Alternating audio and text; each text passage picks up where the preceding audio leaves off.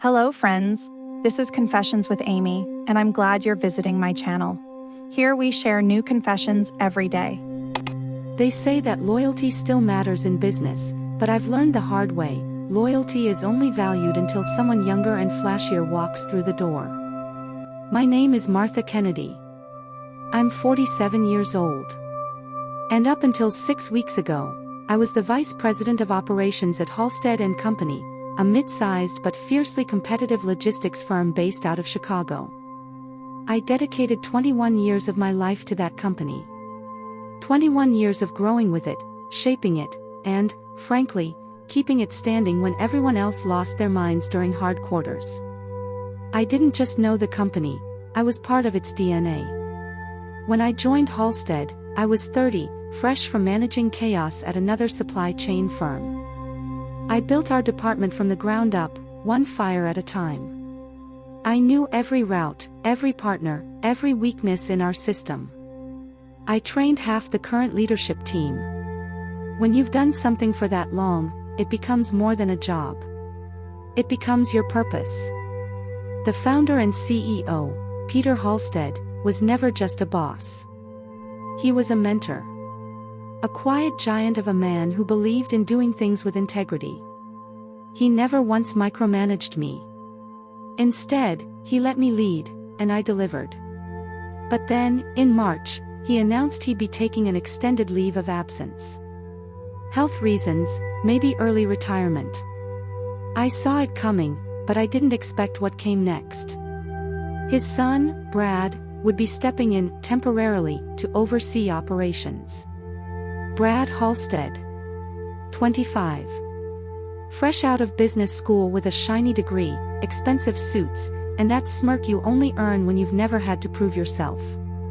I'd seen him around the office before, mostly when he popped in for summer internships or family photo ops. He always had the air of someone who thought he was destined to run things, regardless of whether he understood what things even were. From the moment he walked into the executive meeting room wearing a turtleneck under a blazer like some kind of Silicon Valley dropout, I knew we were in trouble. "I want to modernize," he said on his first day. "There's too much old energy around here. We need disruption." He didn't look at me when he said it, but I felt the bullet anyway. I kept my head down that first week. I offered to brief him on our key partnerships, our logistics tools, vendor relations, everything he needed to not crash the ship.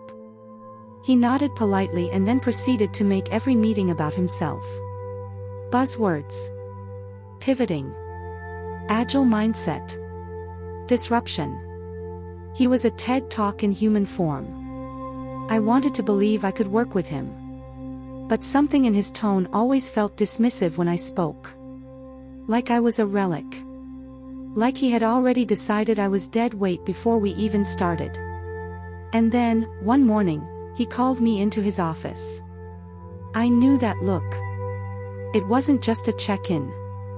I closed the door behind me and sat across from him. He didn't ask how I was. Didn't thank me for 2 decades of building the company he now stood on like a stage. Instead, he leaned back, folded his hands, and said with the confidence of someone who had never been told no in his life, "Martha, we appreciate your years of service. But we're going in a new direction now.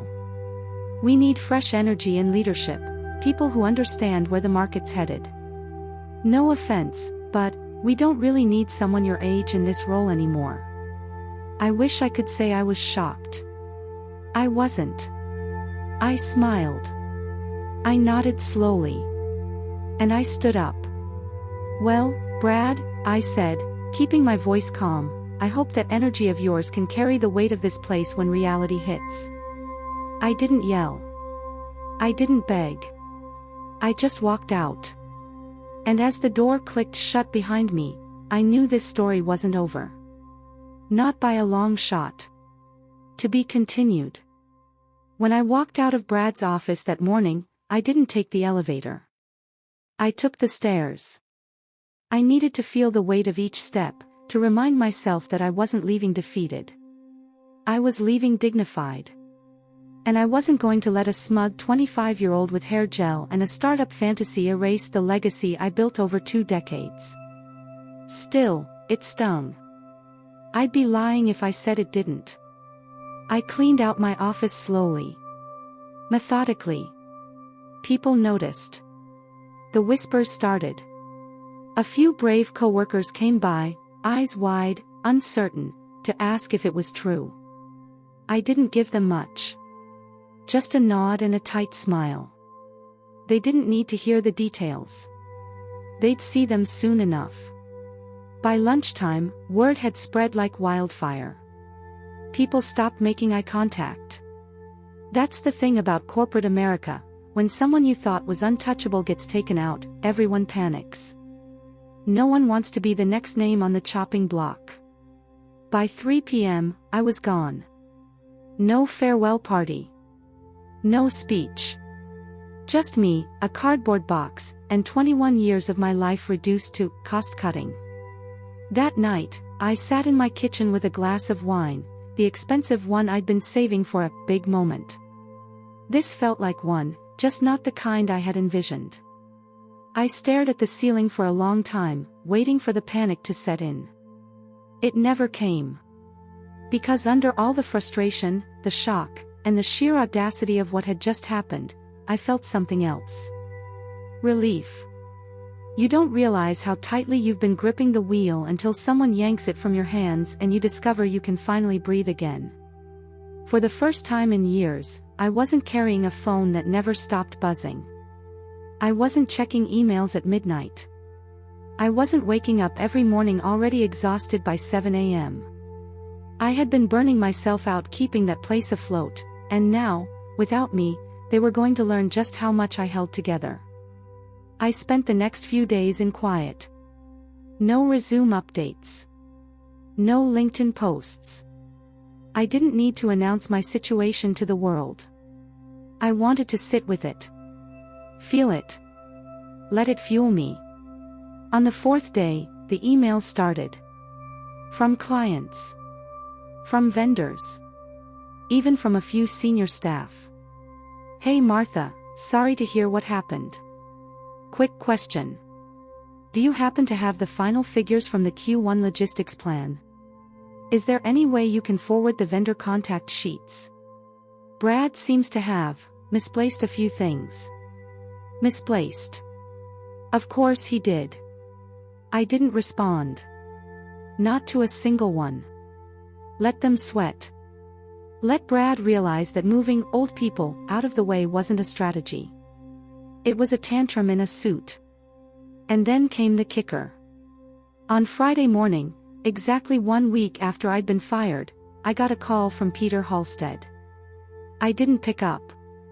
But I listened to the voicemail. His voice was sharp. Tired. Angry. Martha, call me as soon as you can. I had no idea Brad made that decision. This place is falling apart without you. I played the message twice. Then I deleted it. I had nothing left to say to them. I had spent the best years of my career holding that company together with grit, loyalty, and late nights. They threw me away like a budget item. Now they could figure out how to fix it without me.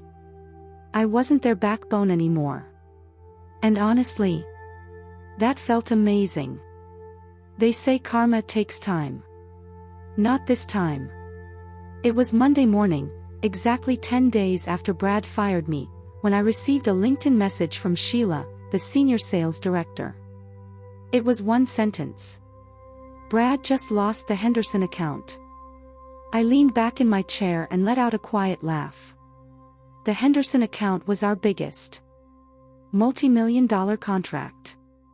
Complex logistics. A relationship I'd spent 6 years nurturing, hand-holding through every supply chain hiccup and boardroom pitch. It wasn't just about keeping them happy, it was about knowing when to call, when to push, when to let silence speak. And Brad? He thought he could run it off a spreadsheet and a smile. The next day, another message. System outage on West Coast routes. He didn't understand the dispatch rotation schedule. trucks went to the wrong states. By Wednesday, it was practically a comedy show in my inbox. Vendor contracts expired. He forgot to renew. 2 senior staff quit today. Peter's back in the office, looks like hell. I didn't answer. I didn't need to. I had officially become a ghost, but one that haunted every decision that arrogant little prince made. Meanwhile, I was busy rebuilding my own life. Quietly. Steadily. I took a call with a recruiter from New York. She'd heard through her client network that someone, extremely competent, had left Halstead & Company. I didn't confirm or deny. I just listened. I began consulting freelance, one project at a time. I chose who I wanted to work with. I set my hours. I charged what I was worth. And for the first time in a long time, I wasn't apologizing for being good at what I did. I had dinner with friends I hadn't seen in months. I started running again. I took my niece to the aquarium on a Wednesday afternoon just because I could. And every so often, I'd hear another whisper from the old company. Brad moved someone from marketing to oversee ops. It's chaos. Peter had a meltdown during the quarterly call. They lost another client. I never said a word. No public callouts. No angry tweets. No gloating posts. That would have been too easy. Instead, I just let it burn. I let Brad and his ego watch the walls cave in around them. I let Peter sit in the mess his son made. I let them all feel the silence left behind when someone who holds everything together disappears, and doesn't come back. Because here's the truth they didn't want to admit. I wasn't too old. I was just too powerful for them to appreciate. And by the time they realized it, I was already long gone, living, thriving, and finally at peace. It was a Friday afternoon when my phone rang again. Unknown number. New York area code. I let it go to voicemail. Then I checked my email. And there it was, the same message, now in writing. Hi Martha, I was referred to you by one of your former clients. We're in need of executive-level consulting for our logistics division. I understand you may be selective with your time these days, but we'd love to have a conversation. Attached was a meeting link. A Fortune 500 company. I stared at it for a long moment. Then I smiled. I hadn't applied for anything. I hadn't even updated my resume. But the world had a way of recognizing value, once you stopped begging it to. While I was stepping into something new, something mine, something I could control, Halstead & Company was unraveling. I hadn't seen it, but I'd heard about it. A former colleague sent me a blurry photo of a staff meeting, Peter, back in his chair, his face gaunt and grim. Brad beside him, pale, eyes down. No blazer this time. Just defeat. Another message came from Sheila. Peter tore into Brad after the Q2 review. He said the company lost more ground in 6 weeks than it had in 6 years. He asked him, point blank, did you fire Martha because she was old, or because she made you feel small? I read that sentence twice. And then a third time. The irony. Brad didn't fire me because I was too old. He fired me because I reminded him what real leadership looked like, and he couldn't measure up. They brought in a consultant to fix the bleeding. Someone junior. Overpriced. She lasted 9 days. Meanwhile, I had just signed my first 5-figure consulting retainer. In the following days, I got 2 voicemails from Peter. One was a stiff apology. Martha, I had no idea. I never gave him permission. I should have stopped it. I made a mistake. The second was an offer. Come back. I'll give you your title. Your team. A raise. We need you. I didn't respond. Because I didn't need to. It wasn't about revenge. It was about value. And if you don't see someone's value while they're holding your company together with both hands, then you don't deserve them when it falls apart. I spent so long proving myself, trying to be indispensable, trying to earn respect in boardrooms full of people who saw only my age, not my expertise. Now, for the first time in 20 years, I wasn't asking anyone to see me. I was already seen. I was building something of my own. On my terms. Without compromise. Let them try to rebuild without me. Let Brad learn the hard way that being in charge doesn't make you a leader. And let Peter sit with the knowledge that the only person who could have saved them walked away. With her head high. And her future brighter than ever. It's been 6 months.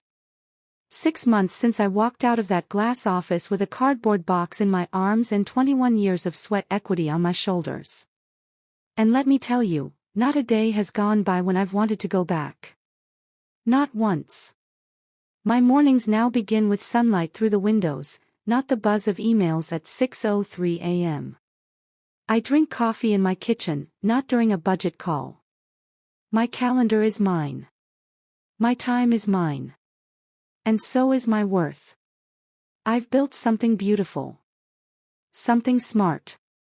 I launched my own consulting firm, small, but lean, sharp, and highly in demand. The clients who used to shake my hand politely in boardrooms now email me directly, asking for guidance, strategy, clarity. I set the terms. I choose the people I work with. And yes, I charge for my time, unapologetically. That's the part no one tells you. Once you stop waiting for permission, the world opens up. I've hired 2 women, both over 45, because experience matters. Because loyalty and intuition matter. Because wisdom is an asset, not a liability. And yes, I heard through the grapevine that Halstead and Company is still struggling. Brad was moved out of leadership, quietly, of course. A soft landing, courtesy of his last name. Peter returned briefly, but the damage was too deep. They've lost 3 major contracts since I left. Last I heard, they're restructuring. Translation, still scrambling. It used to give me a rush to hear those updates, a sense of justice. Now I barely blink. Because they're not my story anymore. I've already won. I walk into rooms now with my head higher, my voice stronger, and my heart steadier. And when I meet other women, brilliant, exhausted, overlooked, I look them in the eye and I say. They don't get to decide when you're finished. They don't get to measure your worth by your age, or your title, or the version of you they think is more cost-effective. You've already paid your dues. Now it's your turn to build, to rise, to own every inch of the space you've earned. I lost a job. They lost their foundation. And I found my power. This is just the beginning.